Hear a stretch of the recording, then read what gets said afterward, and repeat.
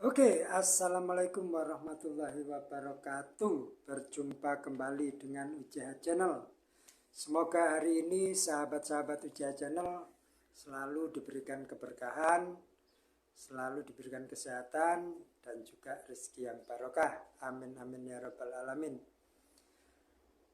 Dalam kesempatan di pagi hari ini saya ingin menyampaikan satu pesan video dari seseorang yang bernama Dr. Andes Husnu Mufid.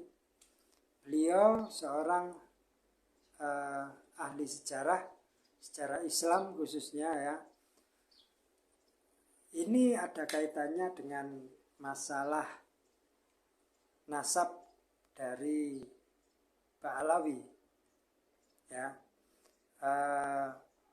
Bagaimana meneruskan tesis daripada Kiai Haji Imaduddin, di mana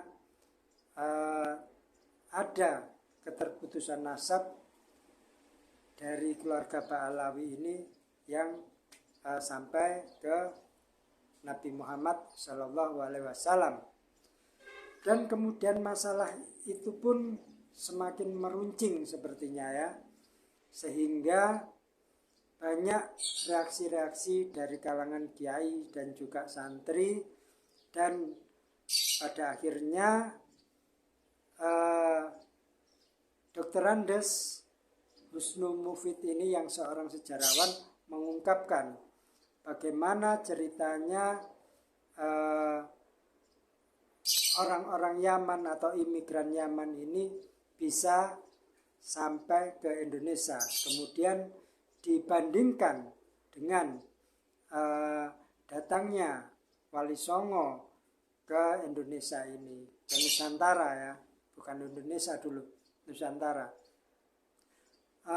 Beliau menceritakan bahwa kedatangan imigran-imigran Yaman itu, mereka itu dibawa oleh Belanda sebenarnya, tidak datang dengan sendirinya, tetapi dipesan oleh Belanda, didatangkan oleh Belanda. Mereka sebenarnya di negara asalnya itu, menurut Pak Husnu itu seorang orang-orang yang kekurangan ya, dan di sana mungkin budak seperti itu, budak yang diperjualbelikan di pasar ya, sehingga dibeli oleh Belanda untuk dibawa ke Indonesia, dijadikan sebagai tenaga kerja di Hindia Belanda, di Nusantara ini. Dan bagaimana perkembangan selanjutnya, mari kita saksikan videonya Pak Husnu Mufid ini secara seksama ya, biar Anda semuanya paham.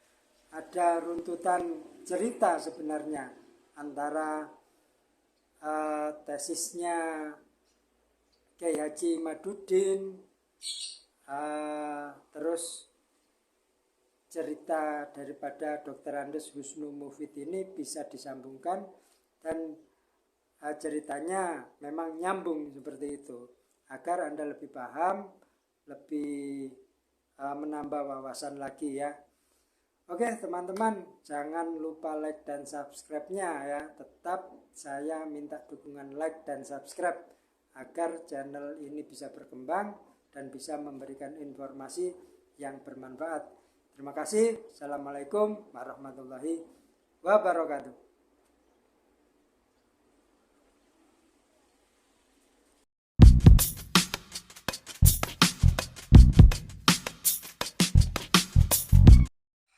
Wali Songo dengan para Duriah dari Yaman. Kali ini saya mengambil pembahasan dengan metode penelitian sejarah, dengan metode historis, sehingga nantinya diharapkan akan jelas antara perbedaan antara Wali Songo dan imigran Yaman. Baik, untuk mempersingkat waktu, saya sampaikan Wali Songo dengan imigran Yaman ini ada perbedaan. Wali Songo ini tokohnya adalah Raden Ali Rahmatullah atau yang dikenal dengan nama Sunan Ampel. Sedangkan imigran Yaman tokohnya adalah Habib Usman bin Yahya. Ini juga merupakan tokoh pemimpin dari orang-orang yang berasal dari Yaman. Kedatangan Wali Songo ini ke Jawa, dulu belum ada Indonesia ya, ke Jawa ini berasal dari Campa, kerajaan Campa. Datang ke Mojopahit karena waktu itu pada masa zaman Mojopahit yang diminta untuk datang ke kerajaan Mojopahit oleh bibinya. Bibinya merupakan istri dari Raja Brawijaya. Raden Ali Rahmatullah ini adalah putra dari Syekh Maulana Ibrahim Asmorokondi. Ini beliaunya berasal dari Samarkand. Datang ke daerah Campa, menikah dengan putri Raja Campa. Dalam perkembangannya, Raja Campa yang berada di Gubunga itu bisa diislamkan dan kerajaan Campa menjadi sebuah kerajaan Islam. Syekh Maulana Ibrahim Asmorokondi ini adalah putra dari Syekh Jumadil Kubro. Kemudian Habib bin Yahya, Usman bin Yahya ini berasal dari Yaman. Beliaunya bersama ayahnya datang ke Indonesia ini atas permintaan Belanda. Jadi orang-orang Yaman pada waktu itu didatangkan oleh pemerintah Hindia Belanda. Jadi bukan datang sendiri, tetapi didatangkan oleh pemerintah Hindia Belanda karena pada waktu itu di Jawa ini orang-orang pribumi tidak mau bekerja dengan Belanda. Para kiai tidak mau bekerja pada Belanda, sehingga terjadi kekurangan tenaga kerja. Oleh karena itu Belanda mendatangkan orang-orang Yaman ke Indonesia untuk dipekerjakan. Nah, memang pada waktu itu memang sedang terjadi proses imigrasi di mana para penjajah mendatang orang-orang dari luar. Kalau Inggris itu mendatangkan orang berjuang, Amerika mendatangkan Amerika.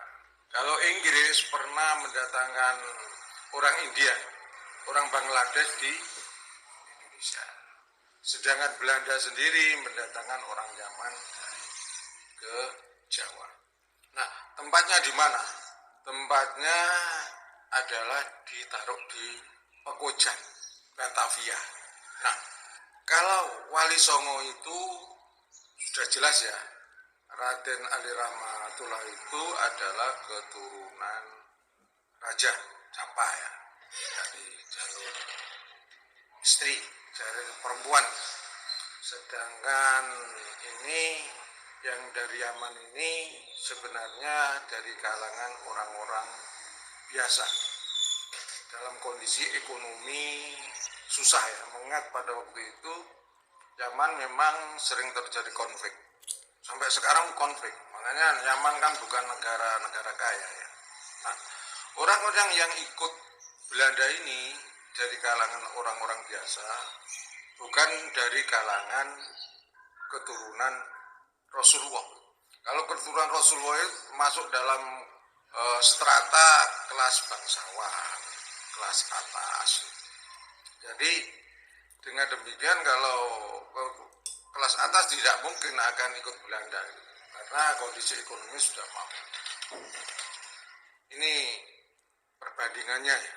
Kemudian Belanda membawa ke Jawa, ditaruh di Pekojan, dipekerjakan, dikasih pekerjaan pertama di perkebunan, kemudian juga dalam bidang perdagangan juga dibiayai oleh Belanda, kasih fasilitas, kemudian dimasukkan ke dalam jajaran pemerintahannya dia. Salah satunya adalah Habib Usman bin Yahya menjadi seorang mutfi agung Batavia. Mereka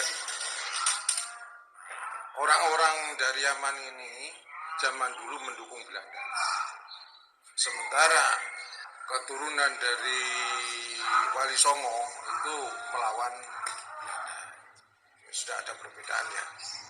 Nah, sementara Wali Songo yang dipimpin oleh Raden Ali Rahmatullah ini mendapat tempat di Ampel-Gentah. Tapi sebelumnya di daerah Kembang Kuning, kemudian di daerah Peneleh, berakhir di Ampel-Gentah.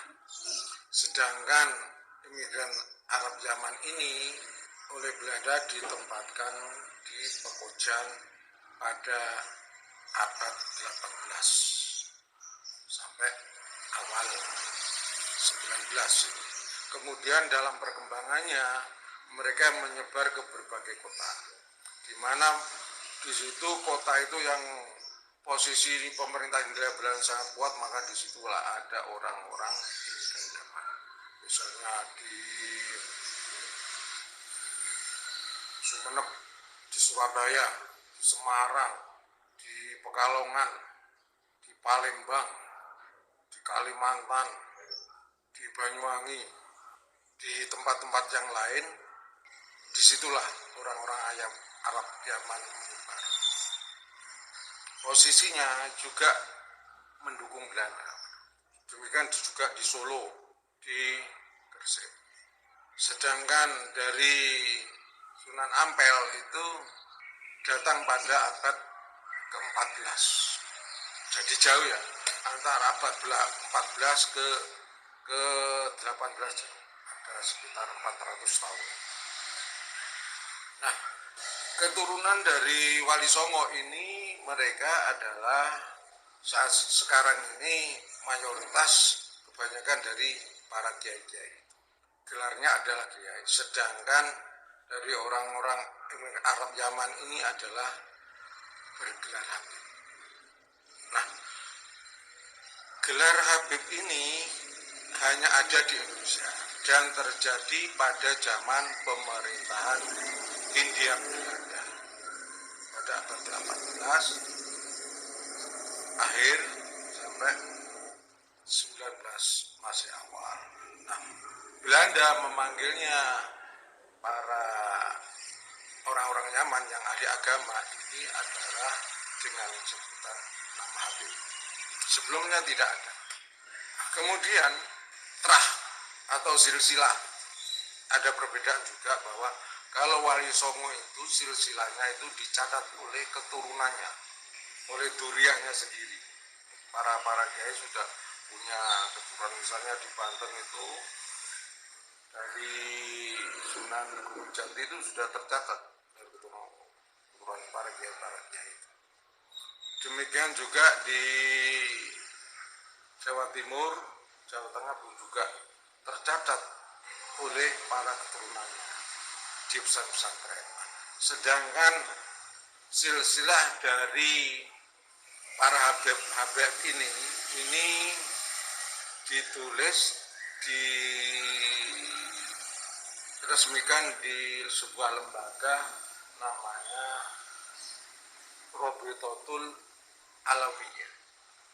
Ini yang menyatat garis keturunannya. Namun dalam perkembangan hari-hari ini ada penemuan baru dari Kiai Haji Madudin ya, bahwa adanya keterputusan selama 550 tahun. Juga ada penelitian yang lain juga, ada 700 tahun terputusan, ada 650 tahun. Ini karena apa? Karena persoalan ada nama dari tokohnya yaitu Ubaidillah. Jadi di sini Kiai Medudin menganggap bahwa keterputusan tidak ada kaitannya dengan nasab ke Alawi, jadi tidak terkait terputus. Nah, dasar dari Robiatul Alawi ini yang mengurus tentang terah-terah para habaib itu lembaga ini berdiri pada tahun 1998, mendapat dukungan dari Belanda. Referensinya siapa? Referensinya adalah seorang sejarawan dari Belanda, yaitu Van den Berg. Ini ada yang mengatakan bahwa memang terah ini sengaja dibikin dengan referensi Van den Berg. Sedangkan dari terah Wali Songo ini ditulis silsilah oleh para keturunannya, yaitu di pesantren. Ini bedanya. Dalam perkembangan selanjutnya saat ini bahwa muncul adalah clash ya antara para kiai dan habib ini, di mana kalau habib ini dalam menyampaikan ceramah itu dengan suara keras dan lantang, misalnya Rizik Syihab, kemudian Bahar Smith, juga menantu Rizik Syihab itu yaitu Habib. Sementara dari kiai-kiai itu ya suaranya tidak keras, kalem-kalem.